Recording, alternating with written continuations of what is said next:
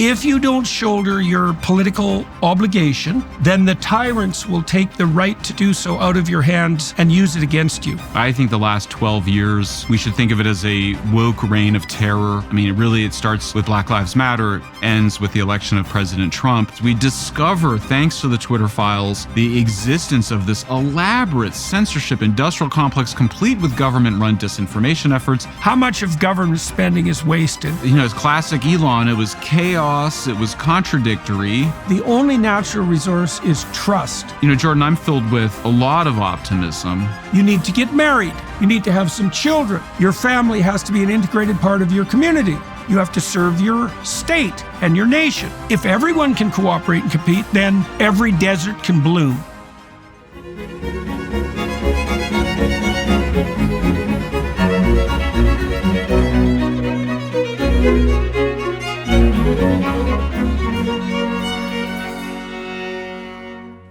Hi, everybody. I had the opportunity to speak today to Michael Shellenberger, who's, he was a Democrat at one point, like so many people, and has turned more to the, I wouldn't say conservative side exactly. He's turned to whatever this new emergent side is that's signified by the union, let's say, of Trump and Musk and J.D. Vance and Mehmet Oz and Robert Kennedy and Tulsi Gabbard, et cetera, whatever that is.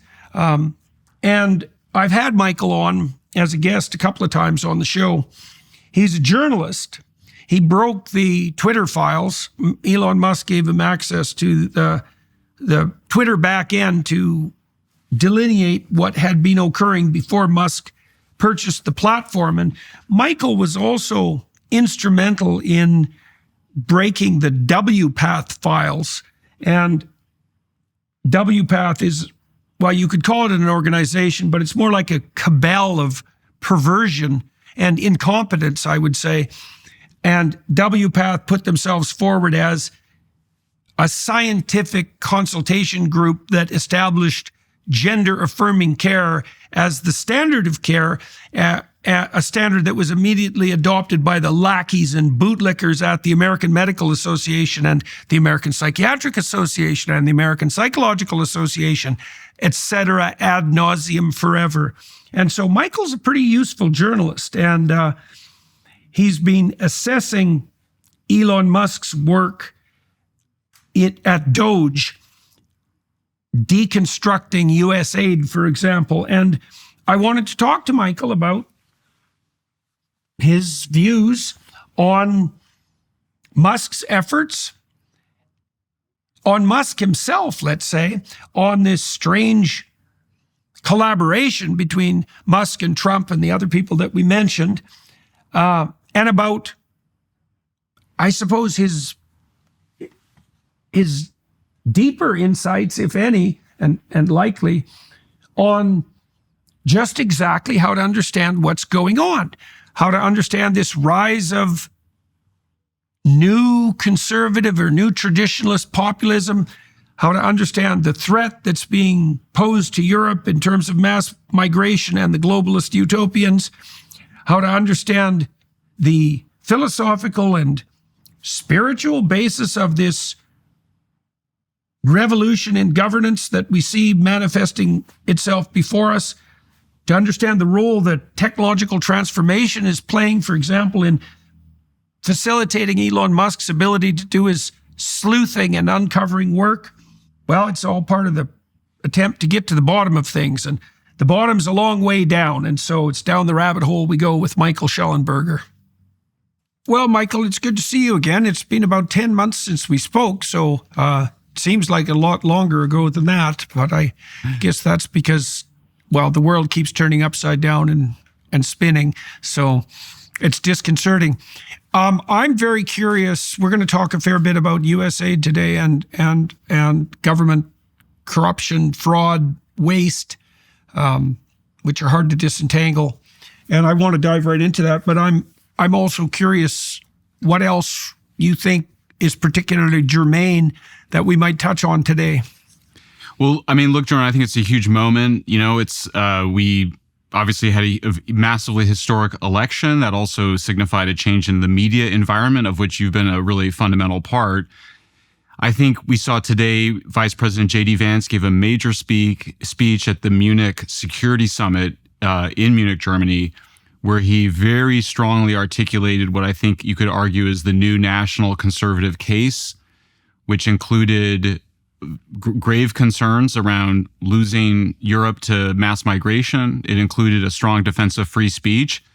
And this is now the second time that I think he has intimated, this time I think he was softer than the first time, that Europe's move towards totalitarianism, particularly this mass censorship that they want to impose on our social media companies and on us, on our voice in Europe, that was not only unacceptable, but that it puts our alliance in danger. I mean, he specifically said it puts NATO in danger. So I think the Europeans today got a sense of the depth of which America cares about free speech, that free speech for us is a must-have, not a nice-to-have. In Europe, it feels like it may be more like a nice-to-have. And I think you finally got an administration that's just saying, hey, we're not going to tolerate this censorship and totalitarianism that you're imposing on our companies and attempting to impose on our people. Yeah, okay, well, let's address that right away. Did he meet with Scholz, or did he keep him on the sidelines? That is a good question. I am not sure. He did. I believe he did say at the beginning of the speech that they had met, but I don't. Some people, the audience should check on that. It was a second strong. He actually gave a prior speech as well that was also strong. But yeah, this was a big speech. He, of course, there was an assault, by a terrorist in Germany, I believe, less than 48 hours ago. Very dramatic moment. I don't have the latest in terms of deaths and injuries, but it was, he opens with that. He expressed his, of course, great concern and sympathy for the Germans, and then pivoted right away to saying, look, you've got a big mass migration problem, and we have it too, and we've got to get control of our countries. And I think he also said, and I think he really spoke for Americans this way, certainly for me, which is that we actually really love Europe. Like, Americans really care about Europe, like not just as a tourist destination, we care about it as an idea, as the birthplace of the Enlightenment. I mean, for us Americans, Europe is where our ideas that our country was founded on were born, but they were never fully realized until you got to the United States and until you had Thomas Jefferson insist against Alexander Hamilton that we were going to have a Bill of Rights, and that the first thing was going to be free speech, and that we weren't going to mess around about it, that this was number one, that we didn't want to have a country without having this guarantee. And like I said, I don't think Europeans understand the depth of our commitment to that really when they start threatening our free speech rights, as they've been increasingly doing, they need to know that they are threatening their security. That it really makes we're tired. America is tired. Like, we're very, very tired.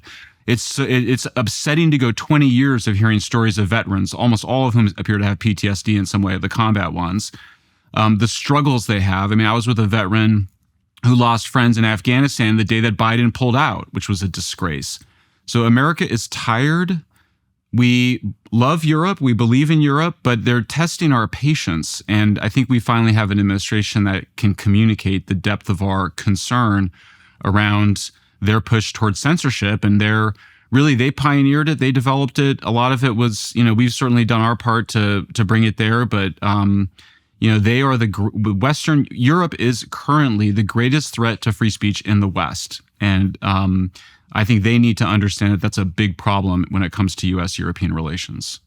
Yeah, well, we should differentiate this a bit too.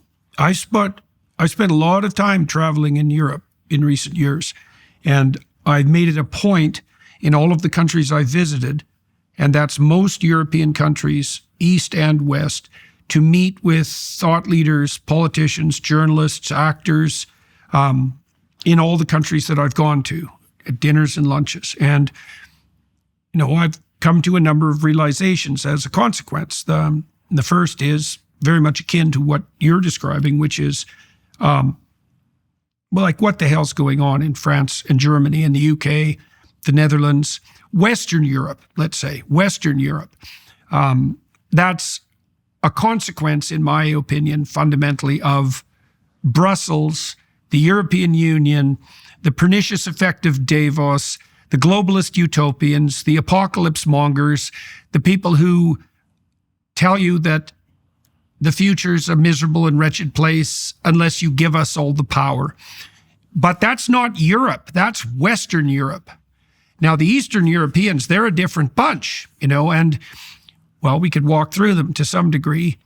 Let's start with Hungary, because that's a country that's been absolutely pilloried by the legacy media in the press, in the Western press.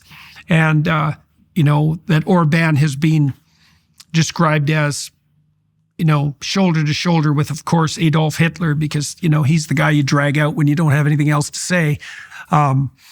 And I've been to Hungary a number of times, and Hungary has a very sophisticated family policy, pro-family policy, and it's been quite effective. They've knocked their abortion rate down 38% with no increase in policing, so to speak, right? It's part of a cultural shift. They've knocked their divorce rate down substantively. They've increased the proportion of women who are participating in the workforce at the same time. They've slowed the decline in the birth rate. And my experience in Budapest, in particular, where I got to know the Hungarian president, that's not Orban, the previous president, and she was the author of the Hungarian, or one of the authors of the Hungarian pro-family policies. I also saw Budapest rebuilding itself. The goal of the Orban administration is to make Budapest into the most beautiful city in Europe. And, they have some real geographic advantages there. It's built along a river, and it's very beautiful already. And then Poland has a thriving economy. They don't have an immigration issue. And the Eastern Europeans are incredibly dedicated supporters of the Western tradition, and the U.S. in particular, not least because they remember what it was like to spend 75 years under the thumb of the Soviet totalitarians. So even the left-wingers in Eastern Europe aren't completely out of their minds, like they are in Germany in particular, right? So it would be useful and maybe this is already happening, but it would be useful for the Trump administration people to differentiate between the Western Europeans, the Eastern, the European Union types, the globalists, the WEF, and the Eastern Europeans who are, like I thought the last few times that I went through Europe, that the salvation of Europe would be Eastern Europe, surprisingly enough. Like, who would have ever guessed that was going to be the case?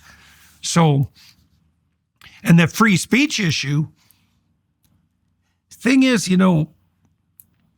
we still don't understand free speech properly because, you said that if the Europeans keep undermining free speech, and that battle's being played out in the virtual world, particularly with regards likely to X, say, more than anything else, that their security is going to be undermined. And you were thinking about them compromising their relationship with the U.S., but what's necessary to understand is that you do undermine your security by interfering with free speech, because there's no difference between free speech and creative and corrective thought.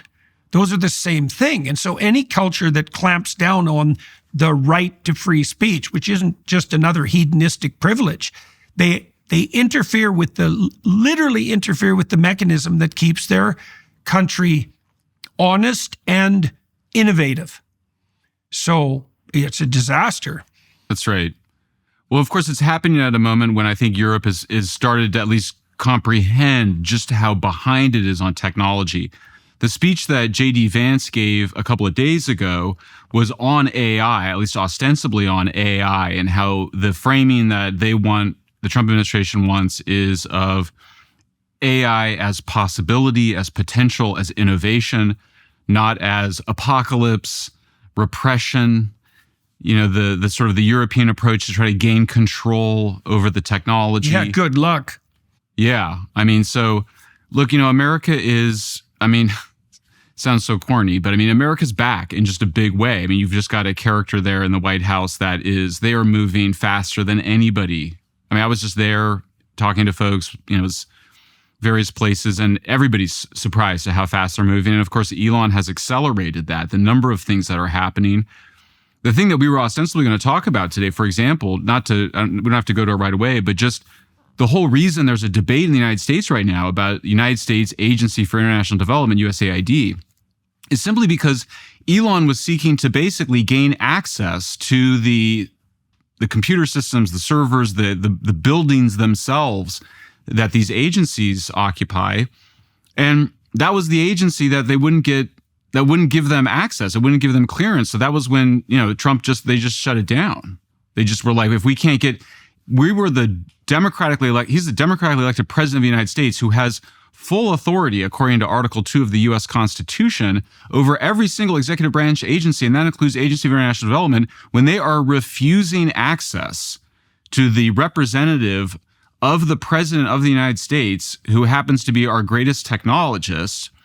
They just were like, fine, if you're going to play play stupid games, win stupid prizes. And the stupid prize they got was that they got shut down, including pulling back all of their people. And I only mention it to say, what you're seeing them bringing into government, which none of us could have imagined, is first of all, this awareness that you can't really reform institutions. People talk about that, but really you have to just shut them down and build something fresh. That's the only way you can get the old guard out, and you have to have new leadership and a new constitution or a new set of rules. But also that you don't really know what's going on until you move fast and break things. And this is something, that I experienced too, which is you just have to go out there and sort of do things in the world to figure out what is the federal government.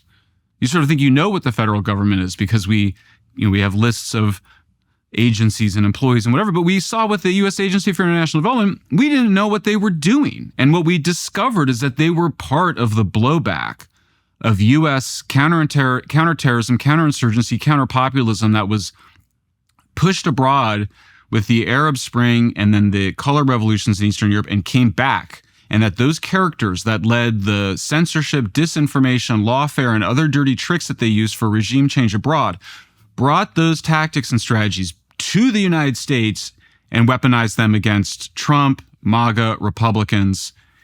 And again, you play stupid games, win stupid prizes, and that's what they got. And so when they broke open AID, suddenly it was available for all of us to see, and there's been some very good research and scholarship by some of our allies on what was going on there and making sense of it. And so we've been in a process of sense making as a country for about whatever it's been, a week and a half, about what exactly is this agency doing? How did it become so deranged that it would use the weapons of regime change against our own democratically elected president from 2016 to 2020, including, many of us suspect but can't yet prove in January 6th? How did that happen? And then the subsequent question is, what do we do now? I mean, Jordan, after we've spent billions of dollars creating this elaborate foreign policy establishment, otherwise known as the Blob, which includes many academic journals, academic divisions of universities, whole think tanks, parts of the federal government, nobody has theorized what comes now. Nobody has theorized what happens if the United States shuts down its main agency for soft power. That's what USAID was, Agency for International Development. It was just a mechanism of soft power alongside the CIA. It was really supposed to be, State Department, AID, CIA, all supposed to be run by the National Security Council, all supposed to be run by the President of the United States.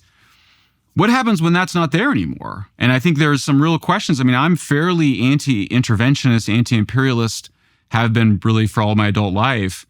But there's a real vacuum that does get created. The critics of what they've done are not wrong in being concerned about, well, what happens when Russia and China move into those places? And maybe that's fine. I mean, let the Chinese get involved in trying to build nations in Africa. But I do think it raises some existential questions about what is the United States? What is the United States in the world? Because we are entering, as you mentioned, 75 to 80 years of Pax Americana, where the United States has been holding together a global system. And people talk about multipolarity, but China and Russia are not the United States. I mean, we are still the center of action. We have all the talent, we have the AI, we have all the energy.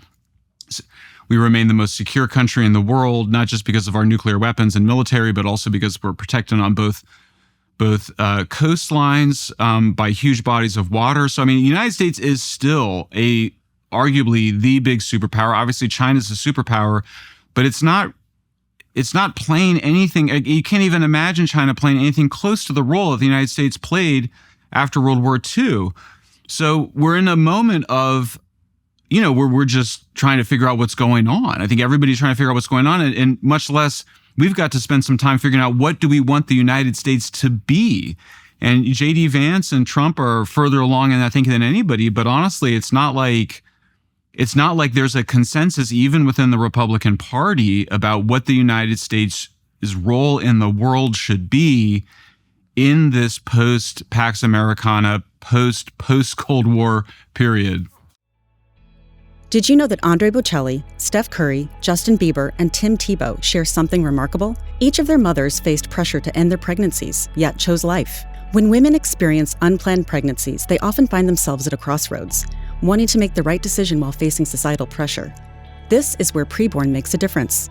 Their network of clinics provides a compassionate care and essential support for women considering their options, including free ultrasounds. It's incredible how hearing a baby's heartbeat can transform a mother's perspective. Women who see their ultrasound are twice as likely to choose life for their child. If you believe in supporting women through difficult decisions and protecting unborn lives, consider partnering with Preborn. Your contribution directly helps empower women with the resources they need.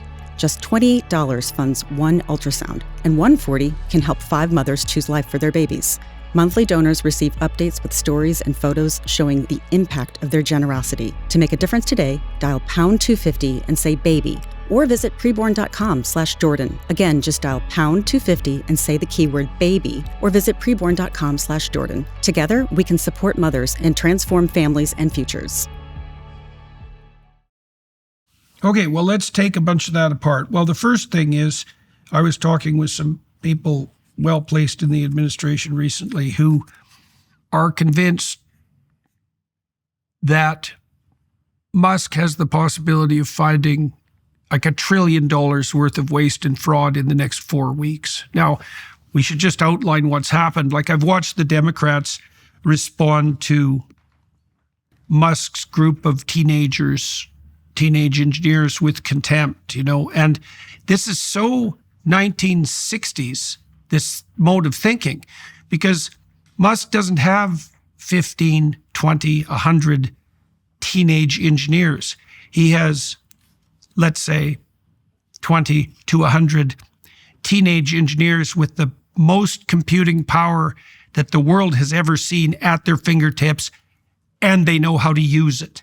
And there are some seriously smart computer engineers. I was just at a lab in Palo Alto that's doing things that are so science fiction like you can't even imagine it. And, they're inventing revolutionary machines as a byproduct of the revolution in technology that they're pursuing. And and all this is augmented by AI, and Musk is on top of that. And so he's really inserted the 21st century into the 19th century in DC. And of course, people don't know what hit them because no one knows what's hitting any of us. And his ability to insert himself into these hidden systems is absolutely revolutionary. It's a mythological trope, an ancient mythological trope, that it's the evil brother of the rightful king who is one of the prime enemies of the state. It's the evil brother of the righteous king, and it's the goddess of chaos. Those are the two enemies. It's the social structure pathologized or the natural world rebelling. Right, so historic enemies. Well, the evil brother of the king is camouflage and corruption. And what happens as a system develops is that it accretes predators and parasites. That's a biological metaphor. And if the load gets too heavy, the system collapses. And the antidote to that, the Egyptians had figured this out, the ancient Egyptians. The antidote to that was clear, honest speech and careful attention. The Egyptians actually had a god who signified that. That was Horus, and he was the defeater, the eternal enemy of the evil king. And Musk is playing that role with his engineers. He's in there finding out, how much of government spending is wasted. Well, you don't know. Why do you not know? Well, because the government itself doesn't even have the internal mechanisms to track its own behavior. I'll give you an example of this. So I worked for social services as a consultant in Alberta 40 years ago. And oddly enough, I was hired as a junior consultant. I had demonstrated a certain amount of competence in my summer internship, and I was hired to duplicate a audit of the social services department that had been commissioned by a major auditing house. I think it was Price Waterhouse. And they had charged the government a fortune for that the year before. And the assistant deputy minister asked me to update it, which was a pretty weird request. But I thought, well, what the hell, I'll give it a shot. And so I went through the audit, kind of line by line, and then called the relevant people who were involved to get a financial update so that it was current. And the first thing I found out was the government had no idea where it was spending its money, and all the numbers were estimates that could have been off by a factor of 10. So, and the clincher for me was, the punchline was that social services literally had no idea what proportion of the money they spent went to the end recipients. So old people, welfare recipients, etc., because it's the social safety net branch of the Alberta government. They had no idea. And of course, you know that the typical charity spends 90% of its money running itself. That's if it's well run. And I was reading a book at that time by a man named John Gall.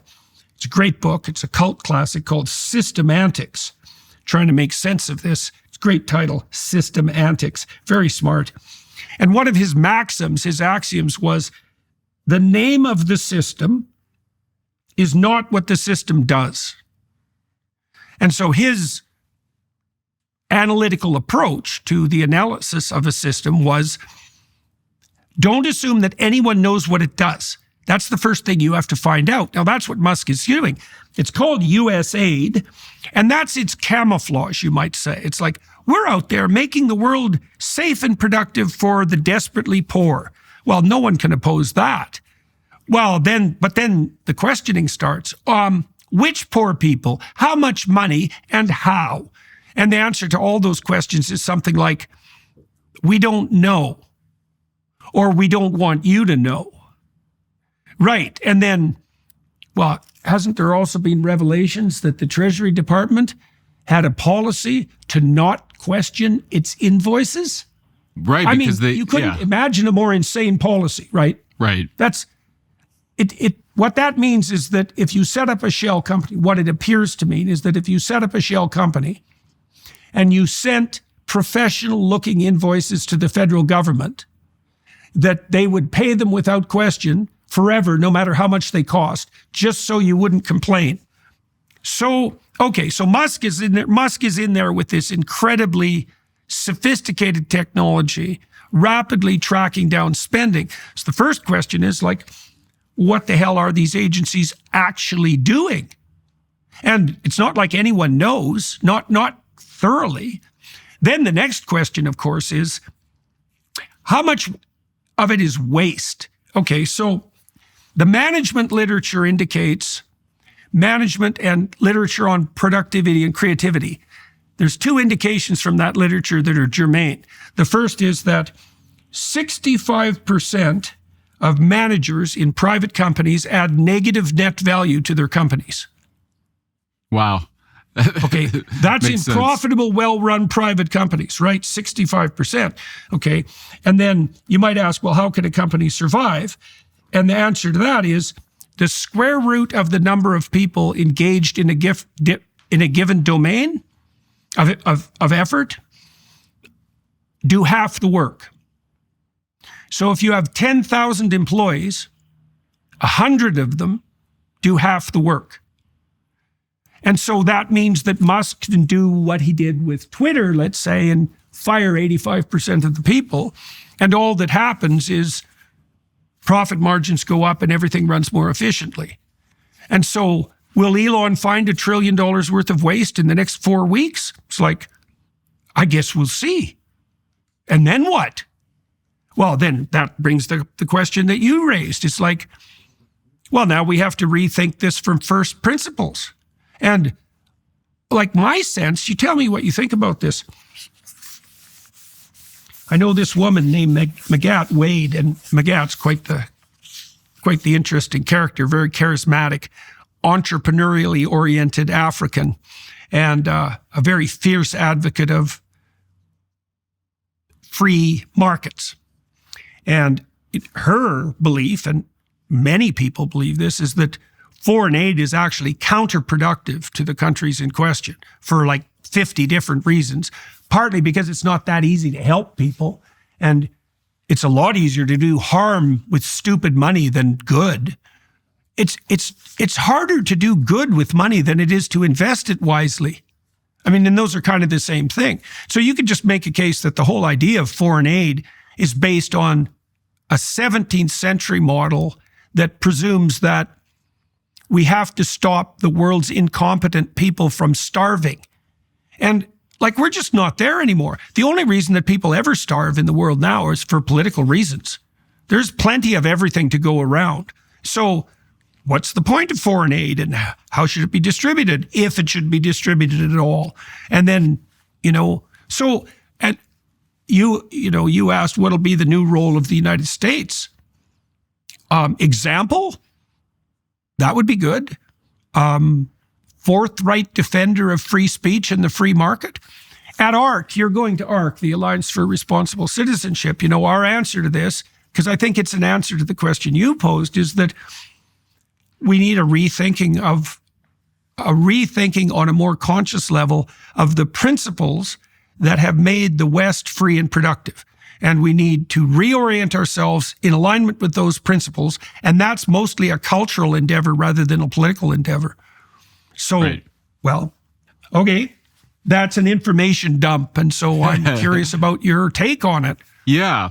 Well, there's a lot there. I mean, I think to start with, we hear a lot waste, fraud, and abuse as though they're kind of all equal. Waste is inevitable to any system. You try to reduce it, but one of the things we find is that you can waste more energy trying to reduce waste. It's often why when you go to these studies of like buildings and whatever, there's a high level of energy efficiency. You can always get more efficiency out of a building.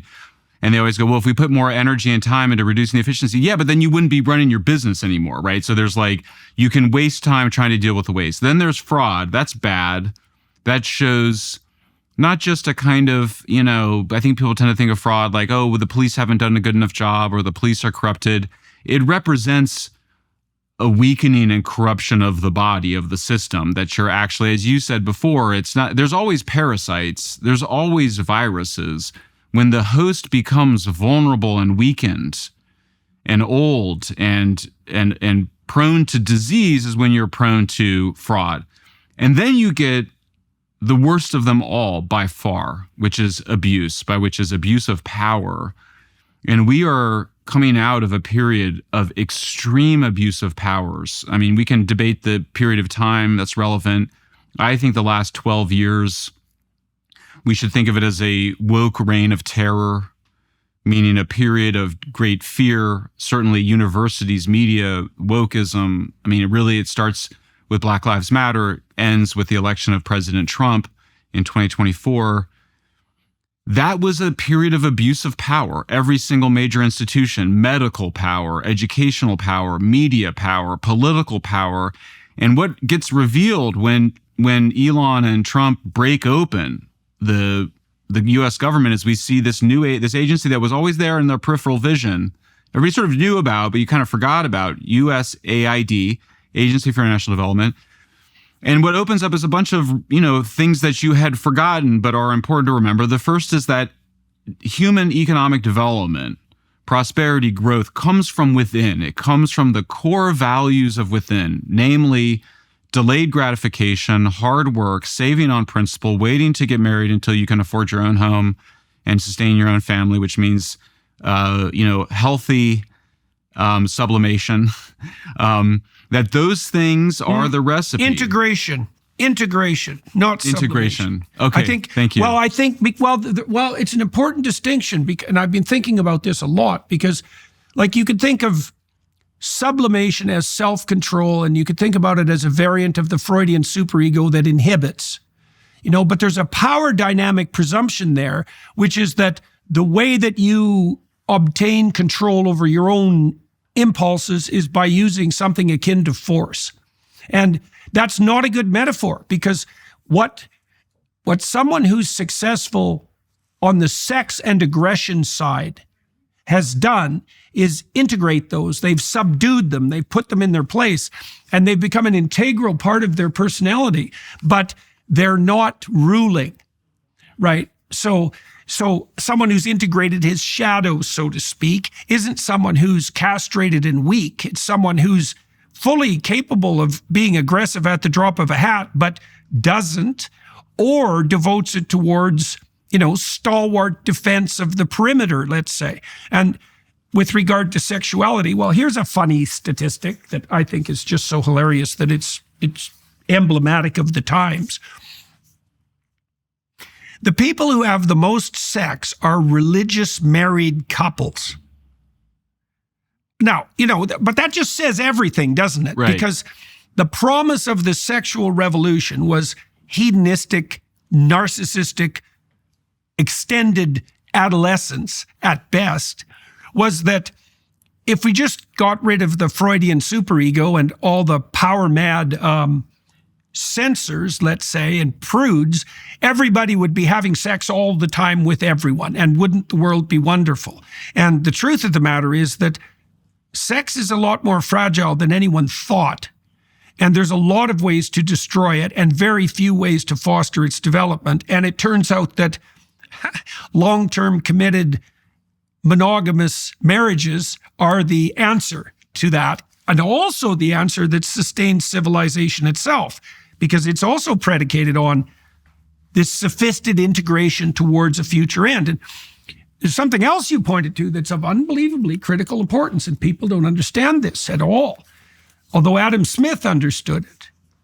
No, we have this idea that one of the main sources of our wealth is natural resource. And I don't even like the concept of natural resource. I think it's a disguised form of Marxist presumption that wealth is just laying around for the taking, and that some people get to the wealth first and that's how they get rich. It's like Japan doesn't have any natural resources, and it's rich. And there's also a phenomena that you know about, I imagine, called the resource curse, which is the repeated empirical observation that there's, if anything, a slight negative correlation between national prosperity and the presence of natural resources.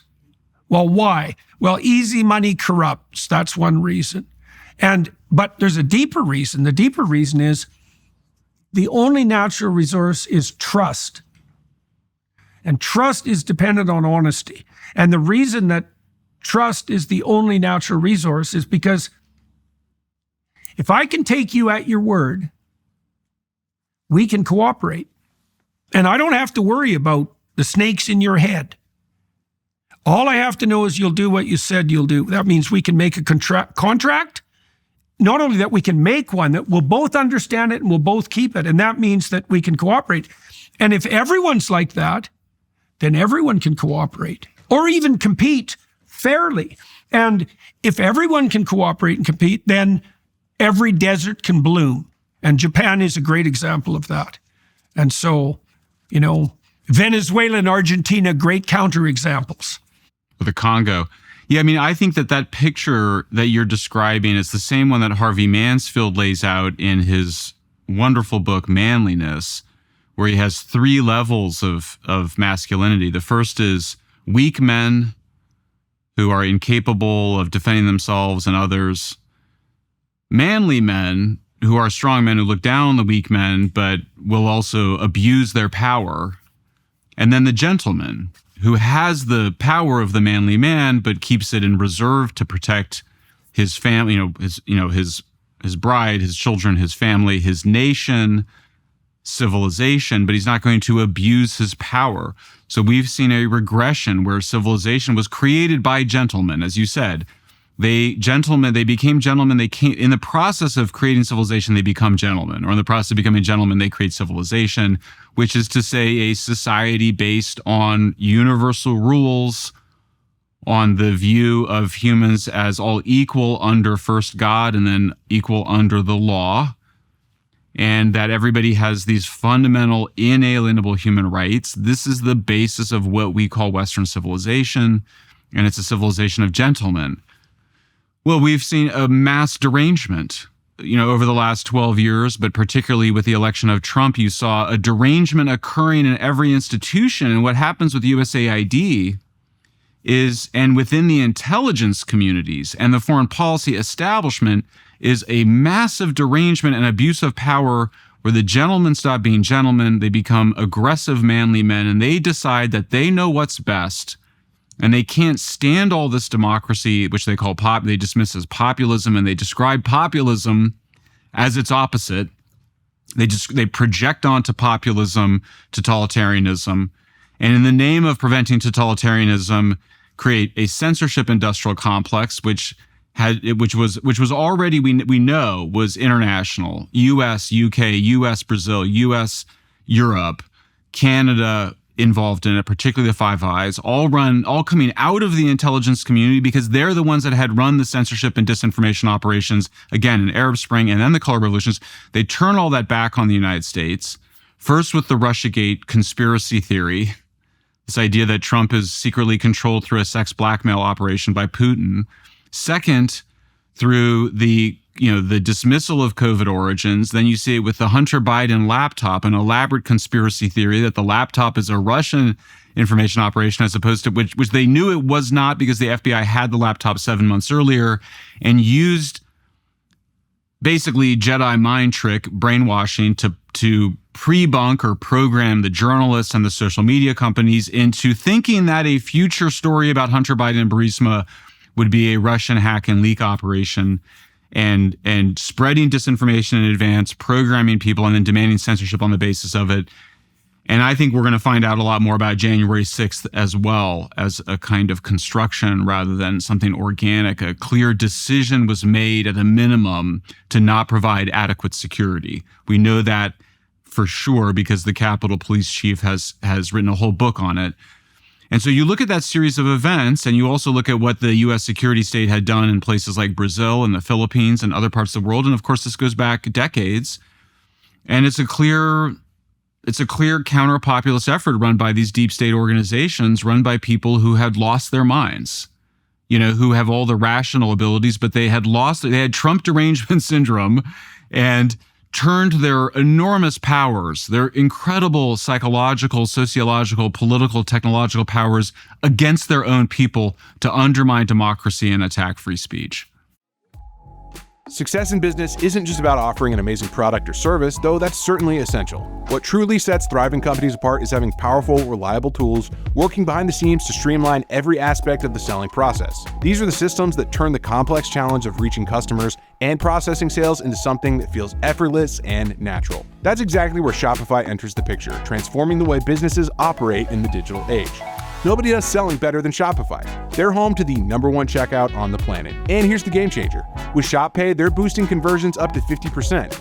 That means fewer abandoned carts and more sales going to your bottom line. In today's world, your business needs to be everywhere your customers are, whether that's scrolling through social media, shopping online, or walking into a physical store. Shopify powers it all, seamlessly connecting your business across the web, your store, customer feeds, and everywhere in between. And here's the truth. Businesses that sell more sell on Shopify.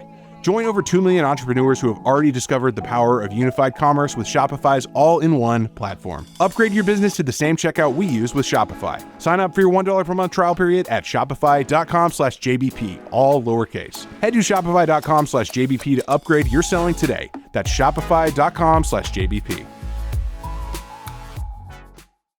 Okay, so let's go back to the first part of that declamation. You talked about weak men and strong men. And so I want to just put a little twist and gentlemen. Yeah, gentlemen. Yes. There's three levels. I want to put a twist on that. Yeah, exactly. Yeah. Okay. So let's look at what constitutes weak. All right. So if you look at the way that human beings develop neurobiologically, what you see is that from birth to the age of 3, human beings are basically, you could conceptualize them as, you could conceptualize the baby and the toddler as a sequence of instinctive drives. Now, drive isn't exactly a good metaphor because these systems aren't deterministic. They're more like personalities than they are like drives. But you come into the world with a set of motivations intact and a set of emotions operative. And so the motivations are orientations of aim, let's say towards physical contact, towards play, towards physical gratification, towards hunger, thirst, temperature regulation, the basic subsystems that orient you so that you don't collapse physically, let's say. And the emotional systems are basically positive emotion that attracts you to things and negative emotion that freezes you or causes you to retreat. Now, an immature person who is a weak person, let's say, because we're going to equate those, an immature person is someone who's still dominated by those systems. And so a 2-year-old moves from the domination of one motivational system to another. And it isn't till they're about 3 that they can start to integrate with other people. That's when they start to learn to play. Okay, so now the reason I'm saying that is because we can associate that weakness that you described. Weak and immature are the same. And they're the same as hedonistic. And they're the same as present-oriented. And they're the same as unable to delay gratification. And they're the same as narcissistic and narrowly self-centered. That's all the same. And like a variant of that would be criminal as well. Okay, now, one way of controlling that is with power. And that's the strong men that you're describing, literally the strong man. The strong man is someone who controls the hedonists with an iron fist. And then if you look at the postmodernists, the postmodern neo-Marxists, they would say that's the whole playing field. There's just power. There's just hedonism. There's nothing else. But that gentleman that you described, that's that integration that we were talking about earlier. That's civilized integration. And it is the basis of, it's the basis of mental health, I believe, which is quite a radical claim. Like, you cannot, and I think you see this, for example, in the data that show that liberal, progressive young women who are like fragmented and hedonistic and immature, they're rife with mental illness, depression, and anxiety. They're dominated by negative emotion and have very little hope. And it's because they're not integrated. And so what the men that you described as gentlemen are actually integrated and mature. And their ethos isn't weak hedonism or power.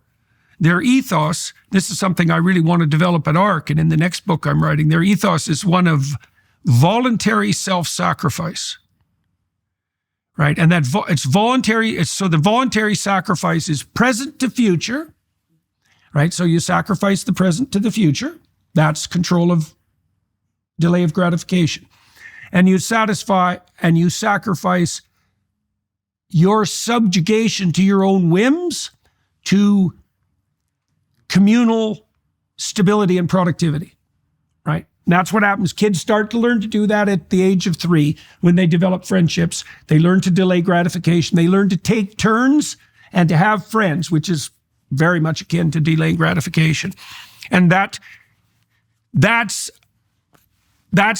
voluntary self-sacrifice. That is the foundation of civilization. That's central to the Christian ethos, for example, and it's laid out in the Old Testament writings as well, the ethos of sacrifice, let's say. And so I think we're at the point where we can actually understand this. And my sense is that a return to first principles is going to involve a conscious understanding this time of the ethos on which our civilization is founded. And I'm curious about your ideas about that. See, because I can't see how it can be any other way. Like, to be civilized means to be social, reciprocal, right? And to be social means you're not selfish. But then you might ask, well, what does selfish means? Well, it means you're not governed by your immediate whims. Well, then what are you governed by? You're governed by an impulse to integrate yourself internally with the future and with other people. And that's deeply enough embedded in human beings, so I don't think there's any difference between that and the instinct to develop and mature. And that's part of that hero's journey path, right? That's the pathway to maturation that produces that gentlemanly behavior upon which civilization is founded. And I can't see, how would you argue against that? Like, you could do what Foucault does and say, well, there's nothing but power. It's like, well, Foucault believed that because he wanted to rape little boys in graveyards and have that be okay. You know, I mean, he thought of power as the ultimate deity because he was trying to justify his own pathology. And there's plenty of that on the progressive and hedonistic side of the conceptual world.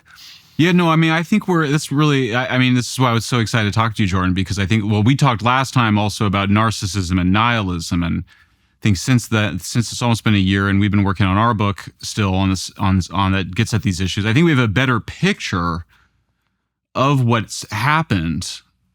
And first of all, when you have your liberal democratic civilization with respect for human dignity and human equality and free speech threatened, you get more grounded. I mean, I was concerned around the ways in which the most civilized people, the elites, have been undermining civilization since really my first and second book, both on the environment and on homelessness, undermining, for example, the security of a city, making cities dangerous again. We just saw in Los Angeles, I've been writing about defunding the police for years. We just learned in Los Angeles that they had been defunding the fire department. That's how far the degradation of civilization had gone. And I knew as soon as it happened that there would be voices right away who would say that there was nothing that could have been done about it because humans were doomed by climate change. How could we possibly protect ourselves from fire? I mean, who could ever imagine there being fires in the most fiery part of the United States, right? Like, I mean, it's insane. So but I think we have a better picture now, Jordan, too, where, you get this really precious, just this tiny moment of this thing we call the Enlightenment. Of course, it comes out of 1,500 years of Christianity, but we get this period, really 17th century, 18th century, really, 18th century, where there have been all these wars and everyone's, Hobbes and everybody's tired of them. And they're like, we have to have order. You have to have civilization. And then Locke comes in and amends that and says, you also have to protect the citizenry from each other. But you have still a picture of what it means to be a citizen, right? And it is tied to this idea of being a gentleman. And we're also trying to teach this at University of Austin. But it's a picture that a citizen, it's not just something, yes, you're a citizen by fact of being born in that nation, yes, but there's this older idea of the citizen, which came from older Europe, which was that to be a citizen was something that was a privilege and an honor, and it came with some intense responsibilities. And you're in service, so you sort of say, what is it? The gentleman is in service of civilization, of peace, of prosperity, of freedom, of reproduction, of continuing the civilization, there's a picture of an evolution of human consciousness, as we've talked about before, that, gets into trouble when the stories that Christians had told start to get challenged, by Copernicus, Galileo, Darwin. We get to the crisis of meaning. We get to nihilism, the death of God. We had two first bad waves of a totalitarian nihilistic response to the death of God in fascism and communism. They get repressed and we push away, but then we get this thing we call wokeism, and it develops and develops after the fall of communism, really starting in the early 90s, and then fully comes to it's just deranged, mad power with the woke reign of terror, exercising this just wanton aggression and nihilism.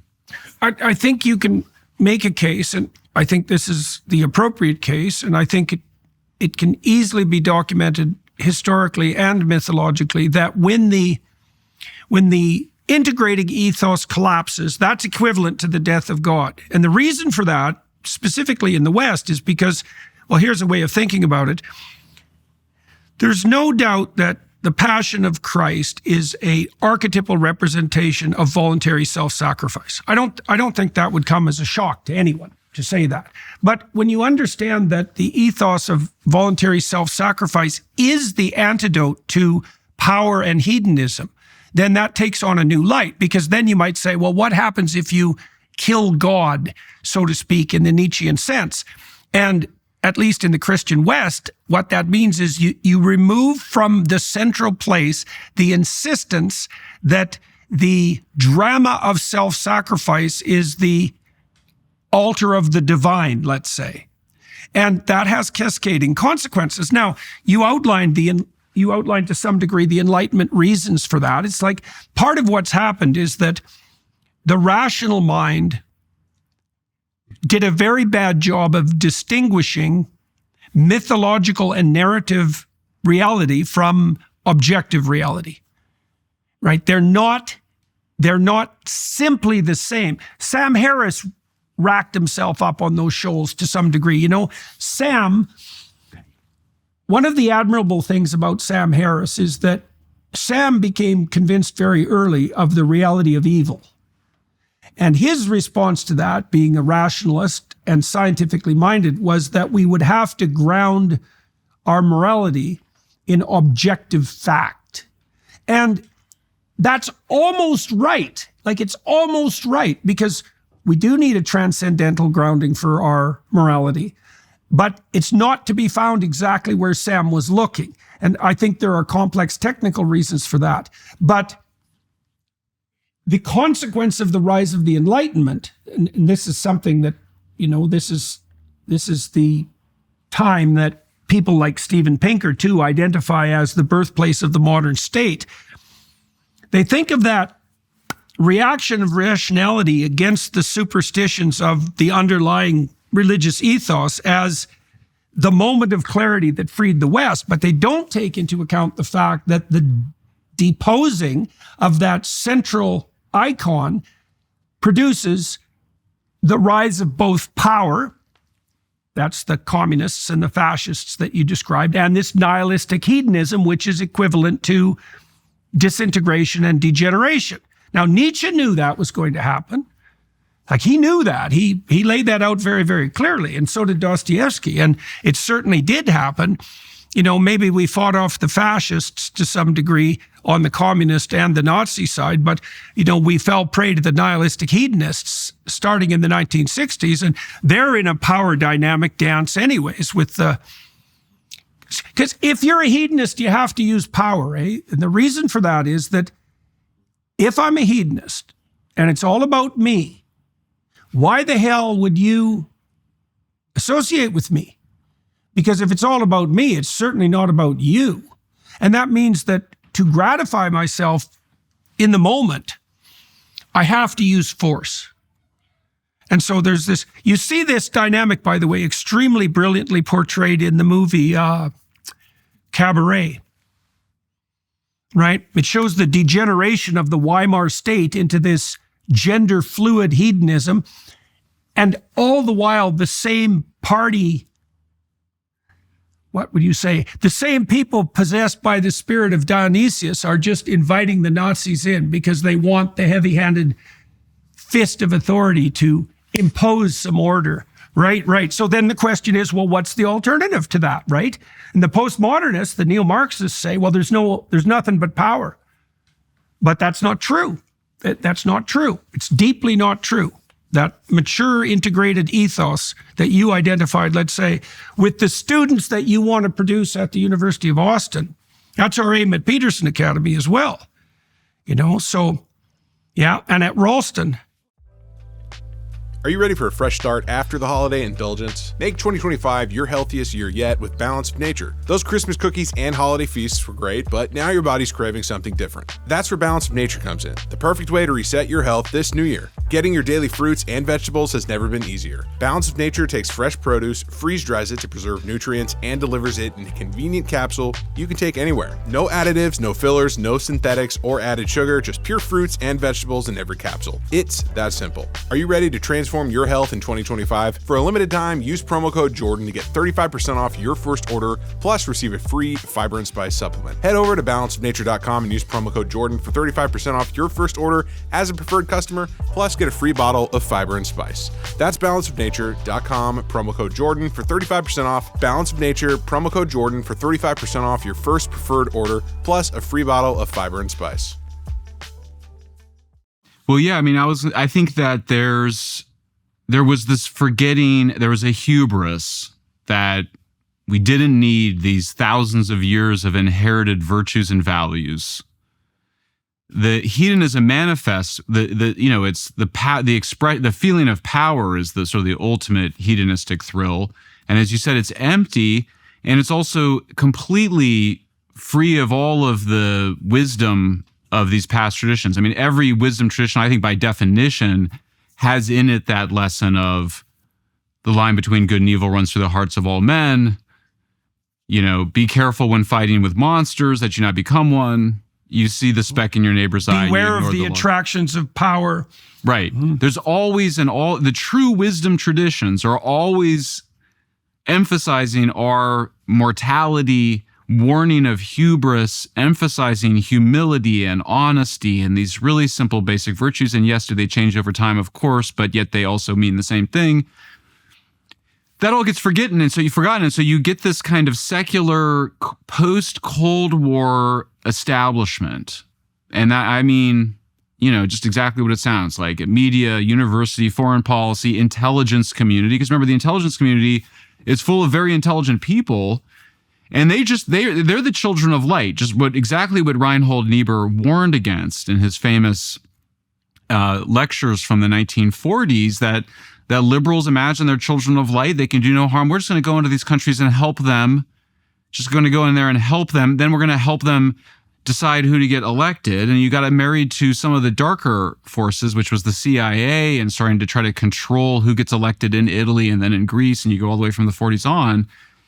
And, it has a huge moral victory with the fall of communism. The U.S. foreign policy and being China is this huge moral victory. We then have 9/11 and a kind of, an early sense of moral righteousness, and then it descends into the horrors of Iraq. And then, frankly, we went and overthrew a bunch of governments in the Middle East, surreptitiously, Eastern Europe, and it was a maniacal, I think it was just a power trip, as we would say. These guys are getting off on their power. And so that when Trump gets elected, I mean, they just couldn't allow a nationalist and populist to just rule. They just couldn't allow it. They had to invent this elaborate story about how he was Hitler and it was fascism and there was going to be, this was just like, I mean, it was insane. There was no evidence to support any of it. It was a complete projection of their own totalitarian fantasies on Trump.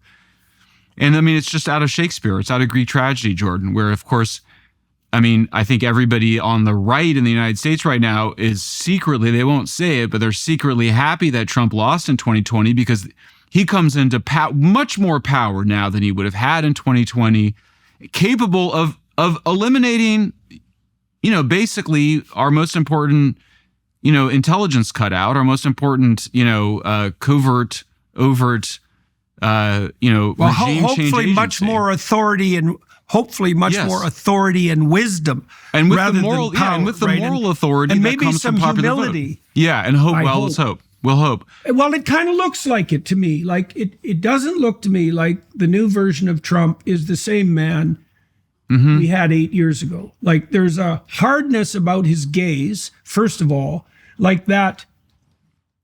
What would you say? I don't want to call it clowny. Like there was an element of Trump that was huckstery, and that's a deep tradition in the U.S. Well, like Colonel, was it Tom Parker, the guy who ran Elvis the huckster salesman is a pretty deep American archetype, and there was a fair bit of that that was part of the drama of Trump. But he's got a seriousness of intent that wasn't there before that I think you get from being tried in the fire. And then, I was concerned about his narcissism because Trump is very extroverted and he's very disagreeable. And those are the predictors of narcissism as pathology. Like, not everybody who's extroverted and disagreeable is narcissistic, but that's the tilt. But, I've watched him share the stage, for example, with Elon Musk. And if he was genuinely narcissistic, he would be jealous of Musk. He wouldn't share the stage with him. Because, you might say, well, if you're a narcissist and you're president, that's good enough.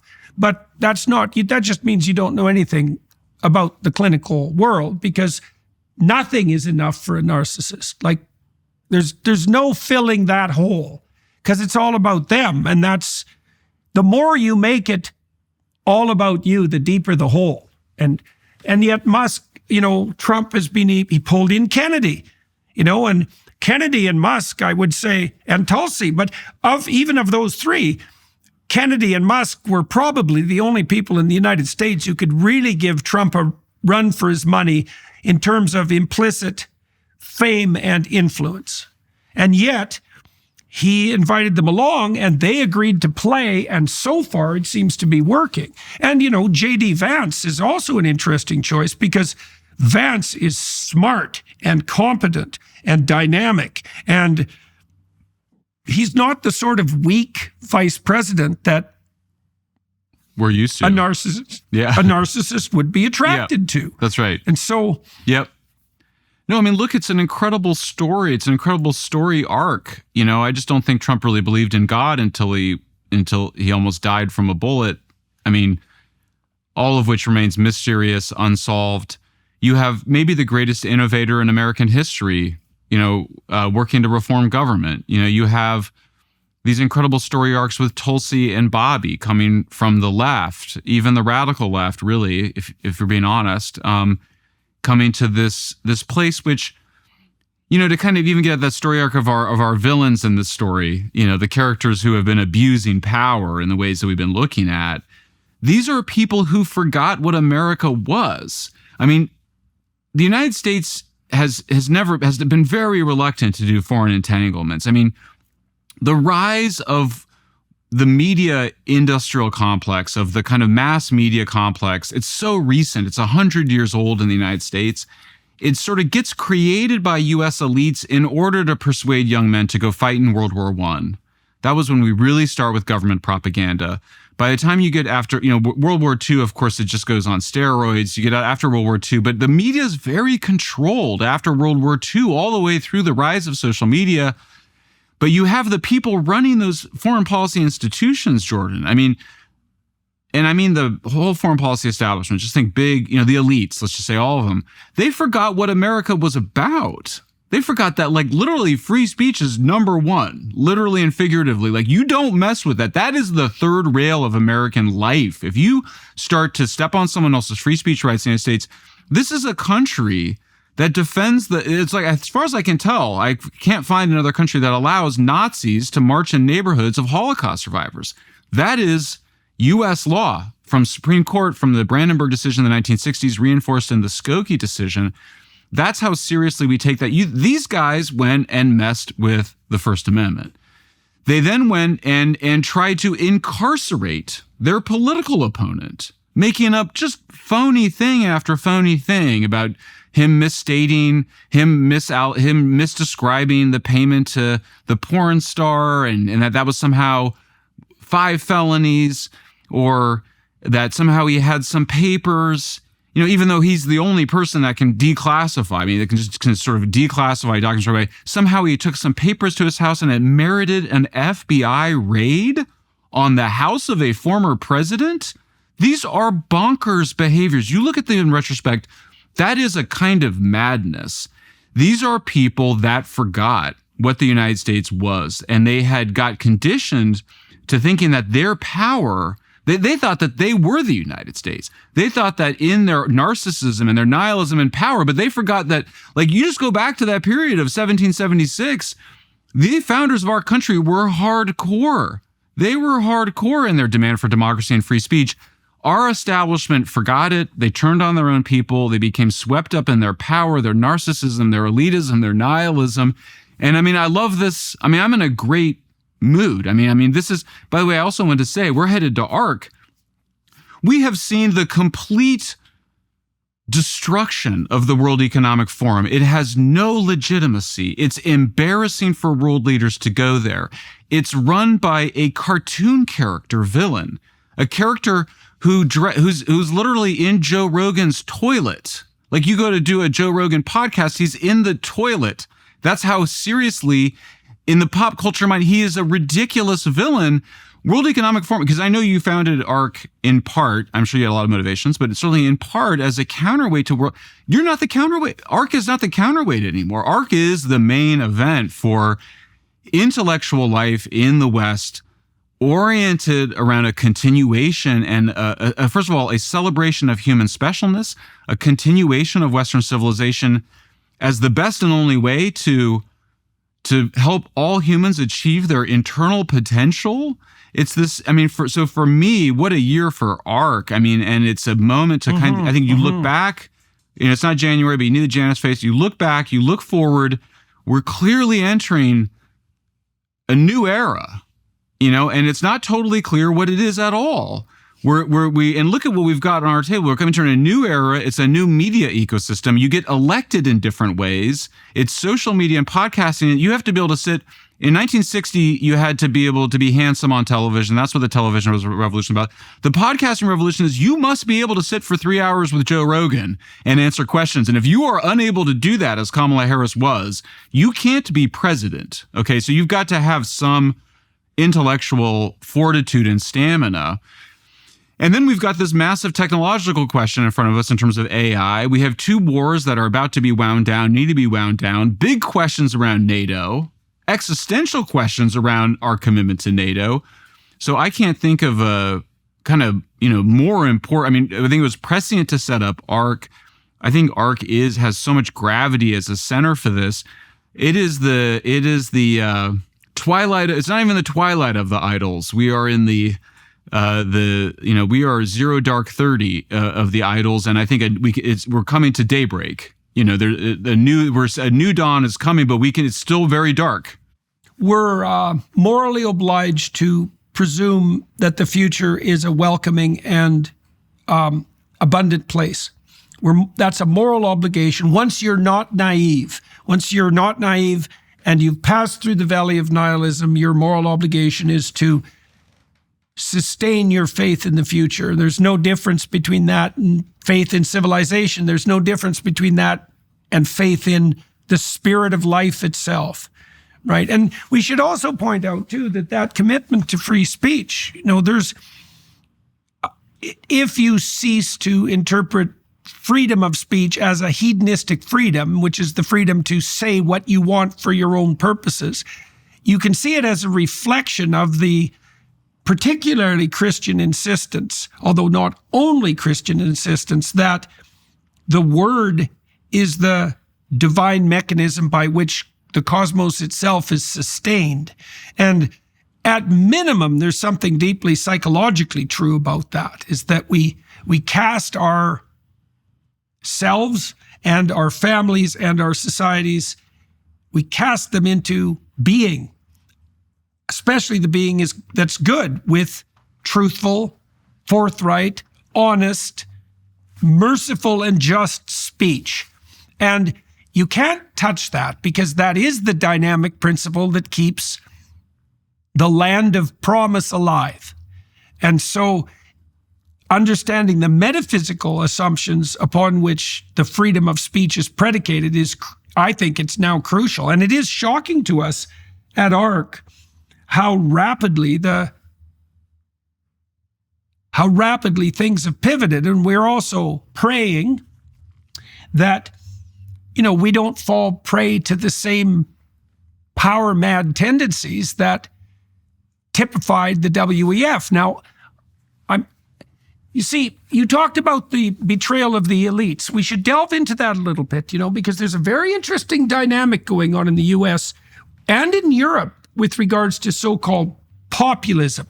See, and populism isn't populism. It's rebellion of the sane and grounded, although inarticulate, working class against their elite betters, so to speak, or at least the elites who think they're better. Now, the reason they think they're better is because they worship the intellect. And that's one of the potential dangers of so-called meritocracy. When you go to a place like Harvard, let's say, even when it's functioning, the implicit assumption is now you're among the better people.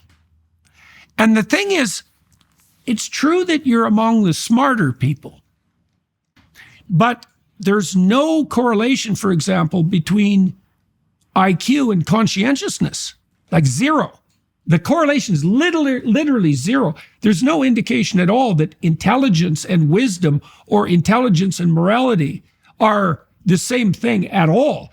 Partly because if you're intelligent, you can do crooked things faster, right? So that's not a moral, there's nothing implicitly moral about that. Now, it's in the interest of the Luciferian intellects to assume that moral superiority, and in fact, that's like the nature of the Luciferian, is to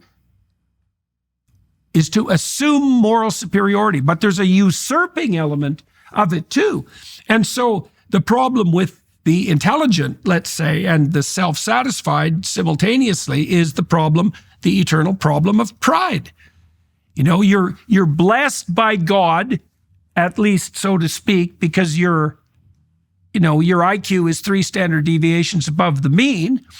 And instead of being grateful for that and attempting to use it in service, you worship it and presume that you're ordained by the powers that be to rule the world.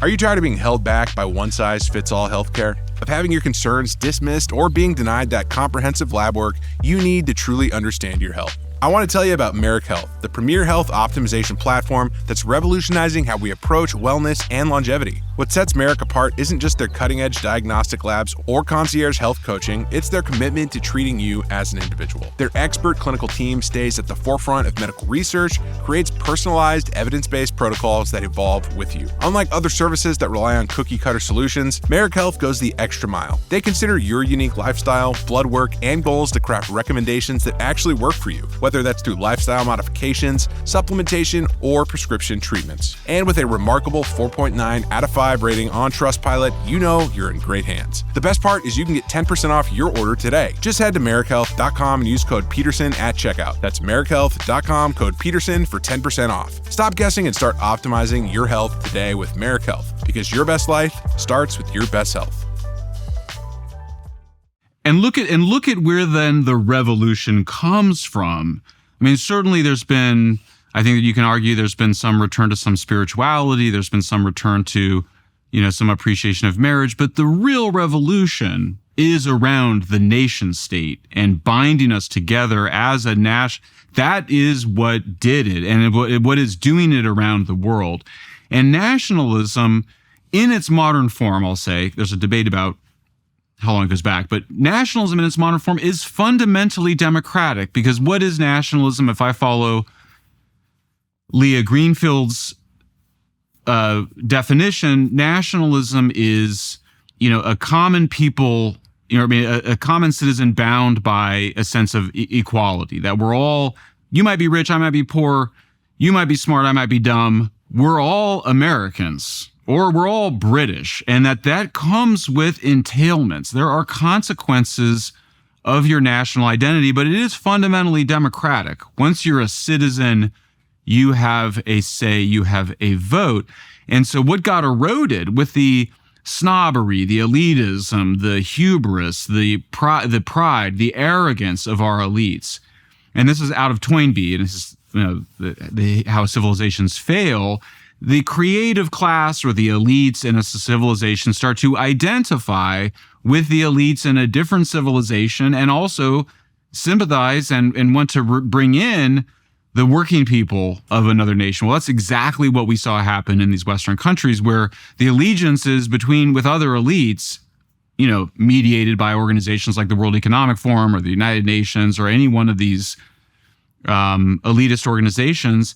And so you've seen this beautiful populist nationalist backlash to it that says, no, we have thousands of years or hundreds of years of a national tradition that's special, that hands us a set of virtues and values that have sustained us and our families and our societies.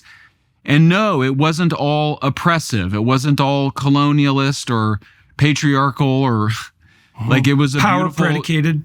Yeah, it wasn't all just based on might makes right. It was also based on a very strong sense of principles created by gentlemen in a civilized way. Yes, hence the end of slavery. Yes. Incredible history of progress. The way that we've dealt with that at ARC is by turning to the Catholic social doctrine, although it's much older than Catholicism itself, of subsidiarity. And so in the story of Exodus, there's the emergence of civilization as an alternative to the tyranny of the Pharaoh and the slavery of the Hebrews. So imagine tyranny and slavery as two poles. You might say, well, is there an alternative to that?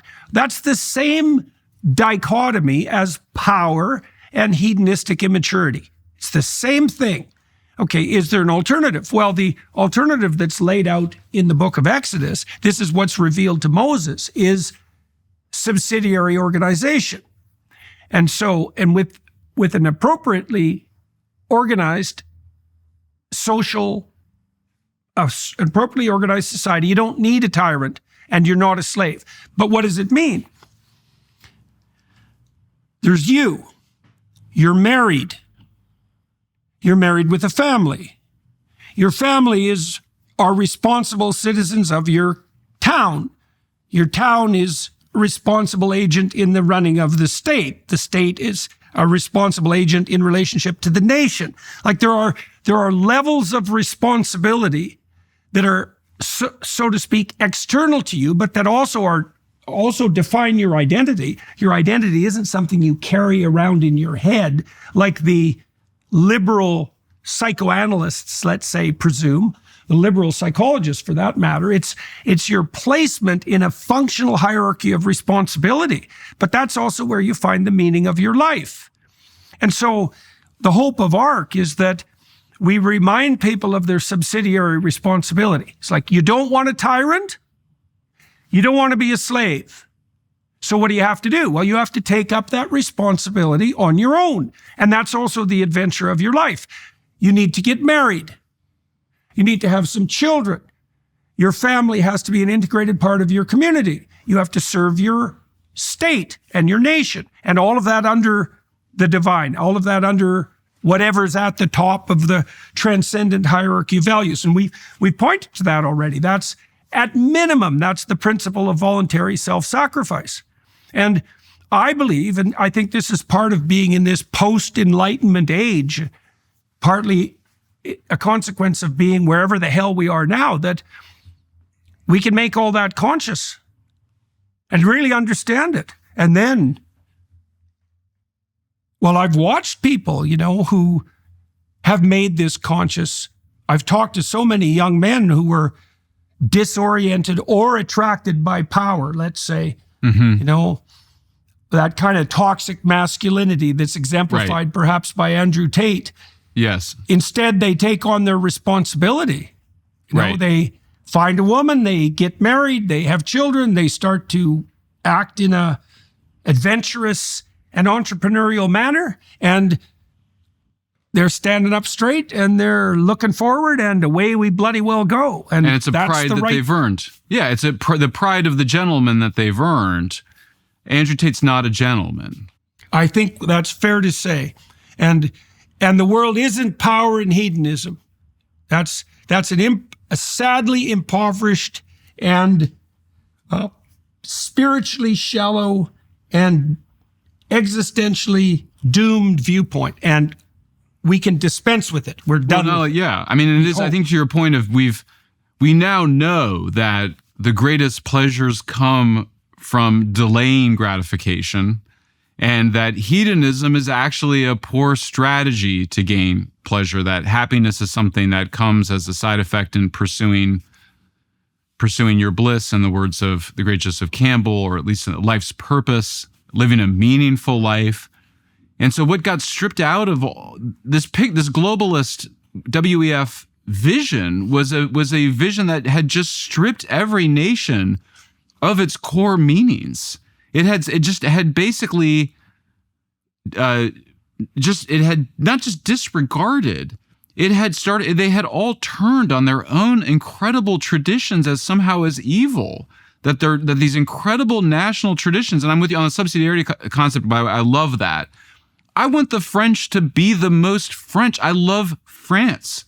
I don't want France to be like some universal monoculture, which, by the way, it's so ironic. I mean, it's a whole other story. We're really wrestling that in Canada. We're really wrestling with that in Canada. Yes. Yeah. Well, I hope that this prodding that the president's doing I hope that the prodding is actually inspiring a healthy response from Canada to say, because I think the question goes to Canada, goes, great, if under the Trudeau vision that Canada is just part of this global monoculture, well, then who cares if you become part of the United States? That's just one step towards becoming part of a global government. I mean, it's a soullessness that got exposed, that creeped in, and you realize our country, like when you get down to what is a nation, it's got a soul, it's got a culture, it's got a set of traditions, it's got a set of values, and they're meaningful, and you give life's meaning, they give something to aspire to, and so to just go and denigrate them as has been done for decades as just slavery and oppression and these singularities of singularity evil, it's all just the modernity and civilization just culminated in the Holocaust and the atomic bomb and climate apocalypse. I just think I think that the great thing that's occurred is, at least in the United States, I think that is now repudiated, and that the left Democrats aren't going to find any success there. I think you're going to see a victory by AfD in Germany this month. It won't probably be first, but they're going to make a huge victory. It looks like Nigel Farage's party is coming very strong, certainly in France. So I think we could be seeing and I don't think I think the funny way it's manifesting is that it's very moderate, actually, like this rebalancing. I mean, they can call it radical, but what was radical, the extremist, was what the establishment was pursuing in the name of countering populism, in the name of countering the return of democracy. So, Jordan, I'm filled with a lot of optimism. I mean, just the executive orders. Last time I was here with you, we were dealing with the sterilization and mutilation of children. I mean, that's where things got. The elites got to the point where they said, no, we're going to go ahead and sterilize and mutilate your children. And look, here's a peer-reviewed science article telling you that it's good. I mean, that is how far things went, and to see it snap back in the way that it snapped back, I can't help but be filled with a sense of optimism. I don't think we have a lot of visibility still in terms of what comes next, but I mean, I think what I'm also getting in the conversation is the sense that you do have to have this faith. You do have to affirm human life. You have to say humans are good. There's something special about us on this earth. It's a beautiful earth. There's a lot of wonderful other species, but there's something special about humankind. We have a specific responsibility. Western liberal democratic civilization has been the high point in that. And that really the alternative is just might makes right. It's the Hobbesian world. And we don't want to go, I think, the American people have said, we don't want to go back to that. We don't want to go live in a world where every president gets put into prison by the next president, or where committees of experts decide what the truth is. So for me, it's just, I just kind of look at it and I go, it's a completely open plain now. And, we're not seeing these reactionary totalitarian forces able to even respond to what's been happening. Well, amen to that. And I guess this will be released after the second Alliance for Responsible Citizenship conference. We have 4,200 people attending, by the way, so it's maxed out. Wow. Yes, 3 times as big as the previous convention. 1,000 people from the general public this time included in the offerings. Last time we did a public talk afterward that had about 12,000 people. So that was our public offering then. It was really good talking to you. And for everybody watching and listening, I'm going to continue this conversation for another 30 minutes on the Daily Wire side. And I think we'll delve there again, return more to the political. I'd like to pick Michael's brain about Musk, for example, because I know Michael knows him to some degree, and I know him to some degree, and that gives us a chance to piece things together. But we can talk more about, well, I'd like to hear more about your thoughts about U.S. aid, for example, especially given that, you did move to the more, it's not the conservative side, it's whatever the hell side Trump and Musk make now, along with J.D. Vance and Tulsi Gabbard and Kennedy. I don't know how to conceptualize that, but I'm also curious about your misgivings and where you see, being a keen observer of the new political developments, where you see the risk for the victors, let's say. And so we'll talk about that on the Daily Wire side. Yep. So everybody who's watching and listening, you can join us there. Thanks a lot, Michael. We'll see you in a couple of days. And thanks to the film crew here in Toronto. Where are you? I'm in Austin for a few more hours, and then I fly to London. I see. Okay. So, well, thanks to the film crew in Austin and to the Daily Wire for making this conversation possible. See you soon. Well, in a few minutes, but in person, we'll see you in London. Sounds great. See you soon.